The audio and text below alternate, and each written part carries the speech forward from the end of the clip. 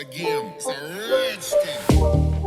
If the history of morning show hosting is written in Pakistan, then the names of Nida Yazir, Shaista Lodi, Nadia Khan, and Sanam Jung will come to the forefront. Waking up early in the morning, these actresses made it a tradition that housewives must watch their shows on TV.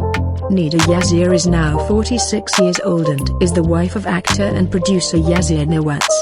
And by the grace of God, she has become a mother of 3 children. Among the children, she has a daughter and 2 sons. Nida Yazir is an actor, host as well as a famous model. It can do all kinds of roles with great ease.